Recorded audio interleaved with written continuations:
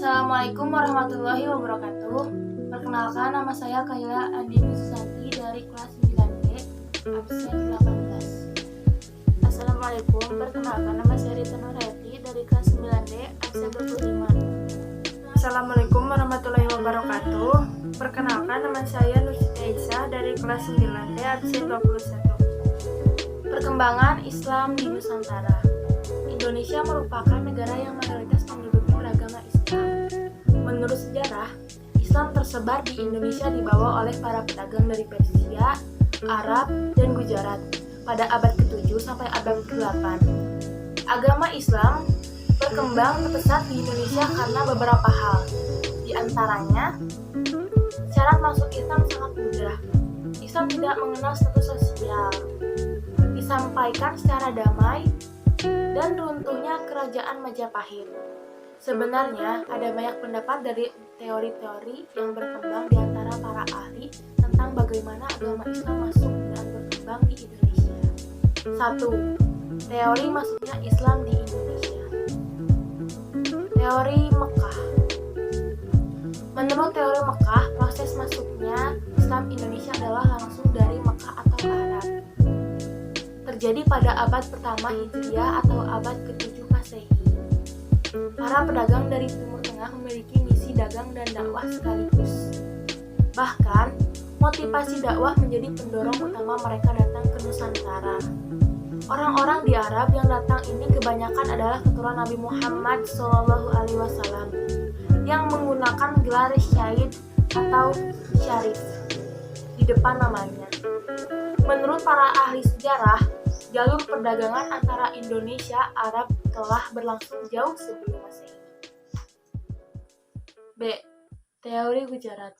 Teori Gujarat mengatakan bahwa proses kedatangan Islam ke Indonesia berasal dari Gujarat pada abad ke-7 atau abad ke-13 Masehi. Gujarat adalah sebuah wilayah di India bagian barat berdekatan dengan Laut Arab. Menurut teori ini, orang-orang Arab bermazhab Syafi'i telah bermukim di Gujarat dan melebar sejak awal Hijriah abad ke-7 Masehi. Namun yang menyebarkan Islam ke Indonesia bukanlah dari orang Arab langsung, melainkan pedagang Gujarat yang telah memeluk Islam dan berdagang ke Nusantara. Orang-orang Gujarat telah lebih awal membuka hubungan dagang dengan Indonesia dibanding pedagang Arab. C. Teori Persia. Teori Persia mengatakan bahwa proses kedatangan Islam ke Indonesia berasal dari daerah Persia atau Persia yang sekarang bernama negara Iran. Sebagai buktinya, ada kesamaan budaya dan tradisi yang berkembang antara masyarakat Persia dan Indonesia. Tradisi tersebut antara lain adalah tradisi masyarakat merayakan 10 Muharram atau Asyura. D. Teori China. Menurut teori China, proses kedatangan Islam ke Indonesia, khususnya di tanah Jawa, berasal dari pedagang China. Mereka telah berhubungan dagang dengan penduduk Indonesia jauh sebelum Islam dikenal di Indonesia, yakni sejak masa Hindu Buddha. Ajaran Islam sendiri telah sampai di China pada abad ke-7 Masehi pada masa dinasti Tang 608 sampai 960 di daerah Guangzhou, Kanton, Zhongzhou, dan pesisir China Selatan telah terdapat sejumlah pemukiman Islam. Sebagai pembuktian teori China ini bahwa Raja Islam pertama di Jawa, yakni Raden Patah dari Bintaro Demak, merupakan keturunan China. Ibunya disebutkan berasal dari Kampa, China bagian selatan, sekarang termasuk Vietnam. Bukti lainnya adalah adanya masjid-masjid tua yang bernilai arsitektur China atau Tiongkok di berbagai tempat di Pulau Jawa. Pelabuhan penting di Gresik, misalnya menurut catatan-catatan China, diduduki pertama kali oleh para pelaut dan pedagang China. Cara-cara masuknya agama Islam ke Indonesia melalui perdagangan, perkawinan, pendidikan, tasawuf, kesenian, dan politik. Perdagangan. Pada tahap pemula ini, proses masuknya agama Islam ke Indonesia adalah melalui para pedagang dari bangsa Arab, Persia, dan Gujarat yang datang ke Indonesia. Perkawinan. Para pedagang yang berasal dari tanah Arab, Persia, dan Gujarat, sebagai di antaranya mereka tidak kembali ke daerah asalnya,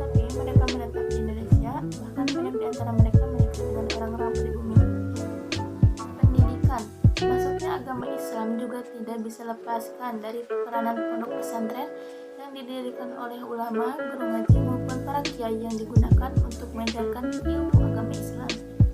Seperti Sunan Ampel mendirikan pondok pesantren Ampel di Denta dan Raden Fatah mendirikan pesantren Gelagah Wangi di Demak. Tasawuf adalah suatu cara yang digunakan untuk mengenalkan dan mendekatkan diri kepada Allah sehingga dapat memperoleh hubungan secara langsung dengan Allah. Orang yang menguasai ilmu tasawuf disebut dengan sufi. Dengan ilmu dan paham yang mereka miliki, mereka berusaha menyebarkan agama Islam kepada penduduk di Indonesia. Kesenian, masuknya agama Islam juga bisa melalui kesenian. Kesenian yang paling terkenal untuk memperkenalkan ajaran agama Islam adalah kesenian wayang kulit. Politik, para ulama telah menempati posisi penting dalam pemerintahan atau secara personal memiliki pengaruh terhadap para penguasa sehingga memberikan dampak besar terhadap persebaran agama Islam melalui kekuasaan politik. Faktor yang menyebabkan Islam mudah berkembang di Indonesia. Syarat masuk Islam sangat mudah sekali, yaitu hanya mengucapkan 2 kalimat syahadat. Agama Islam tidak mengenal istilah pembagian kasta seperti yang berlaku pada agama yang lainnya. Penyebaran agama Islam dilakukan secara damai, tanpa adanya kekerasan, dan disesuaikan dengan kondisi dan situasi. Pelaksanaan ibadah dan upacara keagamaan Islam lebih sederhana, lebih murah, dan lebih mudah. Pengaruh Islam di Indonesia, penggunaan gelar sultan untuk mengganti sebuah raja, penggunaan istilah-istilah Islam dalam kehidupan masyarakat seperti sunan dan wazir. Tersebarnya agama Islam di Indonesia berpengaruh terhadap bidang aksara atau tulisan, yaitu masyarakat mulai mengenal tulisan Arab. Sistem pemerintahan yang bercorak Islam, rajanya bergelar sultan atau sunan seperti halnya para wali. Seni bangunan, wujud akulturasi dalam seni bangunan dapat terlihat pada bangunan masjid, makam, dan istana.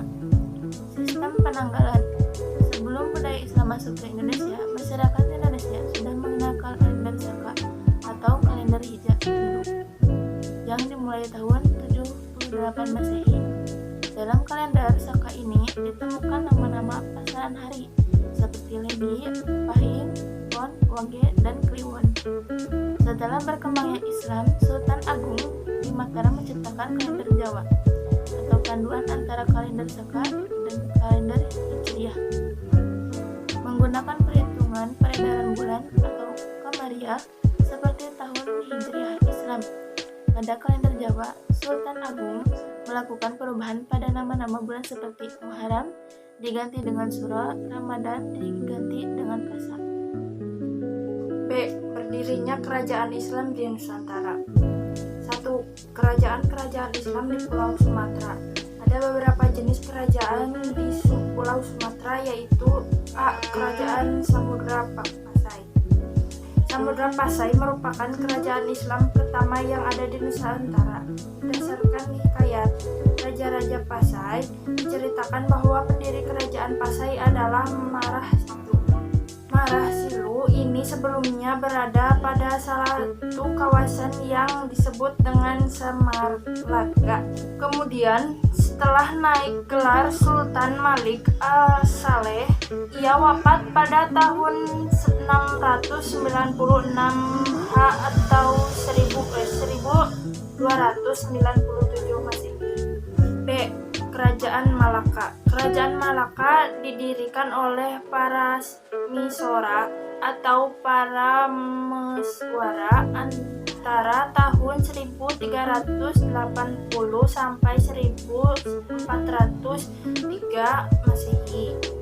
Berasal dari Sriwijaya dan merupakan putra Raja Samagi. Secara geografis, posisi Kampung Malaka sangat strategis, yaitu di Selat Malaka, sehingga banyak dikunjungi para pedagang dari berbagai negara.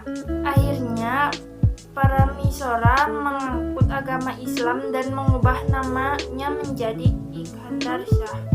C. Kerajaan Aceh Darussalam.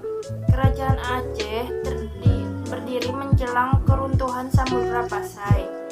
diperkirakan menjelang berakhirnya abad ke-14 Masehi.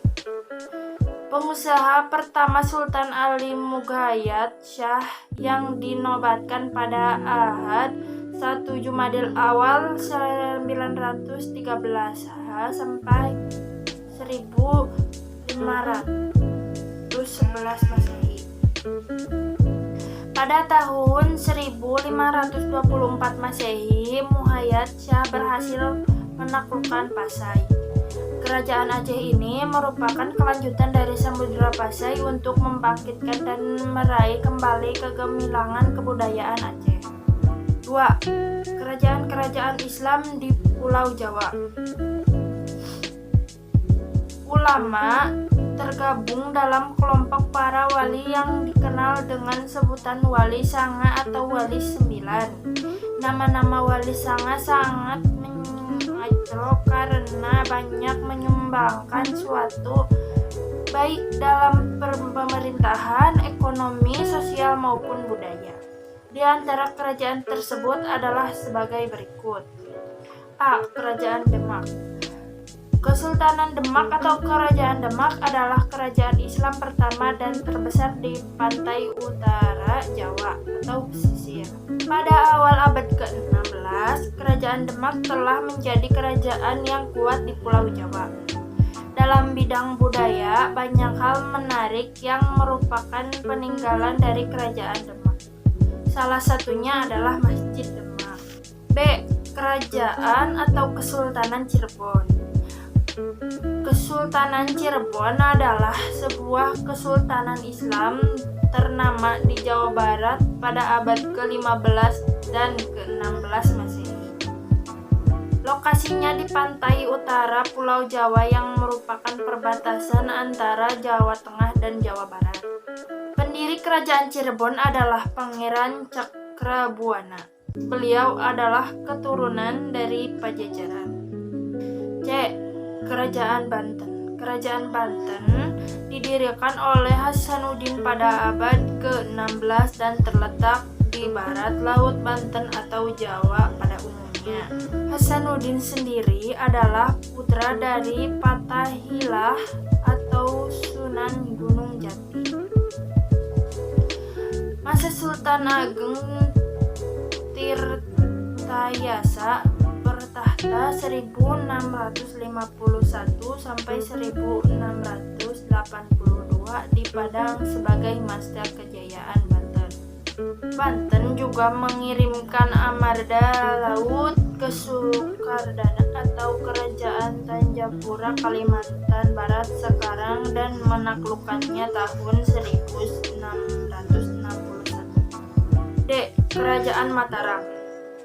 Pada awalnya, daerah Mataram dikuasai oleh Kesultanan Panjang. Setelah penguasa Panjang yakni Wijaya meninggal pada 1587, Danang Satawijaya, putra Ki Ajeng Permanahan, mengangkat dirinya menjadi Raja Mataram dengan gelar Penembahan Senopati ing Alaga. 3. Kerajaan-kerajaan Islam di Pulau Sulawesi. Adapun sebagai berikut. A. Kerajaan Gowa dan Talo. Penyebaran Islam di Sulawesi telah dilakukan oleh Datuk Kri Bandang dari Sumatera. Hingga pada abad ke-17 agama Islam berkembang pesat di Sulawesi Selatan. Kerajaan Makassar berkembang sebagai kerajaan maritim dan berkembang pesat pada masa pemerintahan Raja Malikul Said 1639 sampai 1653. B. Kerajaan Ternate dan Tidore. Pada abad ke-14 Masehi, Maluku Utara telah berdiri 4 kerajaan, yaitu Jailolo, Ternate, Tidore, dan Bancah. Masing-masing kerajaan dipimpin oleh seorang Kolano. Beberapa kali keempat kerajaan tersebut terlibat perang memperebutkan hegemoni rempah-rempah.